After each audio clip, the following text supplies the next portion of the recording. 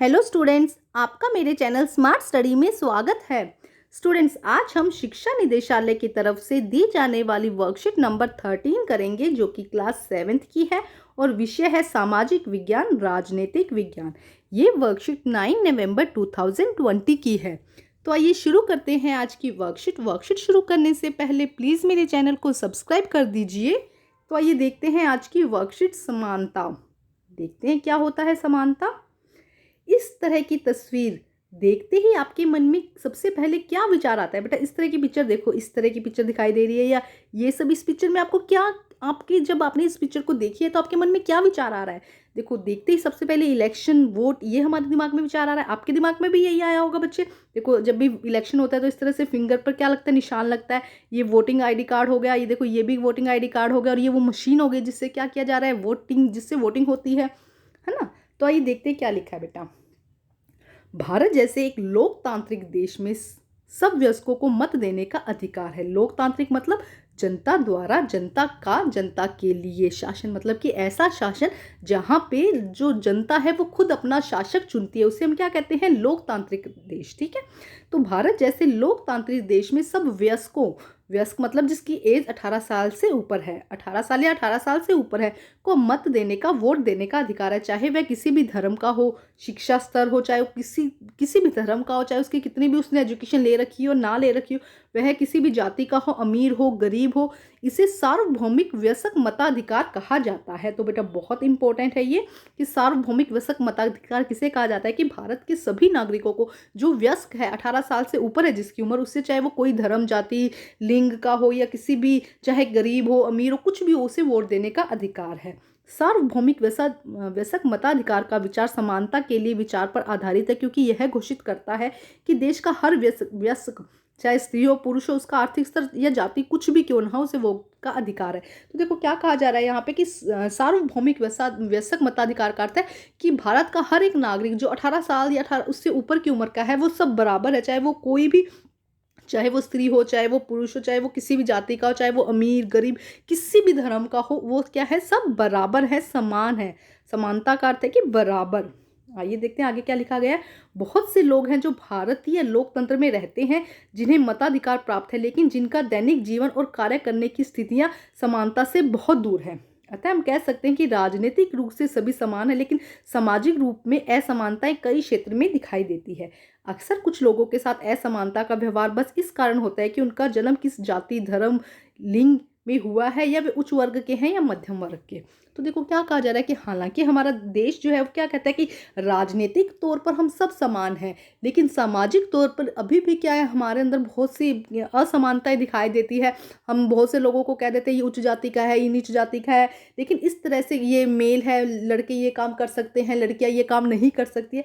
तो अभी भी बहुत जगह असमानताएं दिखाई देती हैं। तो देखिए, सामाजिक असमानता किस किस आधार पर होती है, धर्म के आधार पर, कि इसका धर्म हिंदू है, ये मुस्लिम है, ये सिख है, ये ईसाई है, इस तरह से बहुत भेदभाव किए जाते हैं। आर्थिक स्तर पर कि कोई अमीर है तो उसको हम अच्छा मानते हैं, और कोई गरीब है तो उसको हम उतना अच्छा नहीं मानते हैं। स्त्री या पुरुष लिंग के आधार पर कि ये लड़की है ये काम नहीं कर पाएगी, लड़का इजीली ये काम कर लेगा, या किसी की जाति के आधार पर, इस तरह से क्या दिखाई जाती है, जो सामाजिक असमानताएं हमारे समाज में आज भी दिखाई जाती है, देखी जाती है। ऐसा होना नहीं चाहिए, लेकिन फिर भी कहीं कहीं ऐसी हमें असमानताएं दिखाई पड़ती है। आगे देखिए क्या लिखा गया है। जब लोगों के साथ असमानता का व्यवहार होता है तो उसकी गरिमा को ठेस पहुंचती है, और हर कोई सम्मान और गरिमा का हकदार है। तो देखो, जब किसी को हम कह देंगे भाई तुम बहुत अच्छे हो, अगर तो किसी भी जाति का जन्मा है, हमने उसको कह दिया कि भाई वो तो बहुत अच्छा है, और किसी दूसरी जाति के जन्म को हम कह देते हैं कि ये तो बेकार है, ये अच्छा नहीं है, तो उसकी गरिमा को, उसके आत्मसम्मान को कितनी ठेस लगती है। तो क्या कहा गया है कि सभी के साथ हमें सम्मान और गरिमा का सबको अधिकार है। भी हर किसी को, वो जब इस धरती पे जन्मा है तो उसे पूरा सम्मान और गरिमा का अधिकार है, चाहे वो किसी जाति धर्म किसी से भी हो। अब देखो आगे क्या लिखा गया है।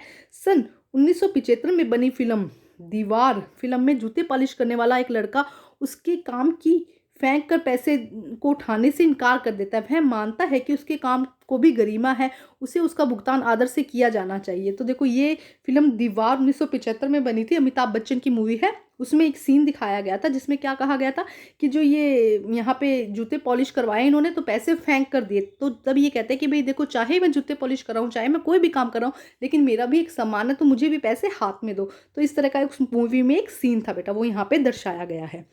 तो आइए देखते हैं, इसका यहाँ पे कहने का तात्पर्य ये है बेटा कि सब व्यक्ति का सम्मान होता है, हमें किसी की भावनाओं को कभी ठेस नहीं पहुंचानी चाहिए।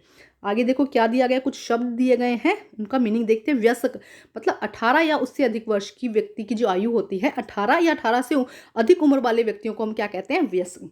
समानता, बराबर होने की अवस्था, विशेष स्थिति, अधिकार या अवसरों को, मतलब कहीं पे भी समानता का मतलब है कि सब बराबर हैं। हर एक काम में, अगर किसी नौकरी के लिए अगर सबको समान मतलब मौके मिलने चाहिए, सब अवसर समान मिलने चाहिए, तो भारत में सभी लोग क्या है, समान हैं। गरिमा, इसका तात्पर्य अपने आप को दूसरों व्यक्तियों को समान योग्य समझने का, मतलब गरिमा का मतलब है कि बेटा सब व्यक्ति क्या है, चाहे वो किसी जाति धर्म से क्यों ना हो, सबको क्या है, समान अवसर मिलने चाहिए, सबको क्या चाहिए, सम्मान चाहिए, सबका सम्मान करना चाहिए हमको, हमें कभी किसी की भावनाओं को ठेस नहीं पहुंचाना चाहिए। नेक्स्ट है लोकतंत्र, बेटा बहुत इंपॉर्टेंट है। बेटा ये जो 4 पॉइंट दिए गए हैं 1 2 3 4, ये भी आप अपनी नोटबुक में लिखिएगा। ये वर्ड्स हैं, बहुत इंपॉर्टेंट वर्ड्स यहाँ पे दिए गए, जिसमें से सबसे ज़्यादा इंपॉर्टेंट बेटा लोकतंत्र, समानता भी, व्यस्क सभी बहुत इंपॉर्टेंट है। आप अपनी नोटबुक में ये 4 पॉइंट्स भी लिखेंगे। देखो लोकतंत्र का मीनिंग क्या है, एक सरकार जिसमें लोगों की सर्वोच्च शक्ति निहित होती है।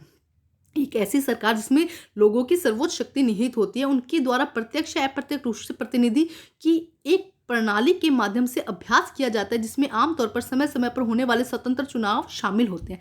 तो लोकतंत्र क्या है कि बेटा जनता खुद अपने में से ही एक प्रतिनिधि चुनती है जो कि शासन करता है, ठीक है। सरकार एक सर्वोच्च शक्ति है जो प्रत्यक्ष और अप्रत्यक्ष रूप से क्या करती है, एक प्रणाली के माध्यम से अभ्यास किया जाता है, जिसमें आमतौर पर समय समय पर होने वाले स्वतंत्र चुनाव शामिल होते हैं, ठीक है स्टूडेंट।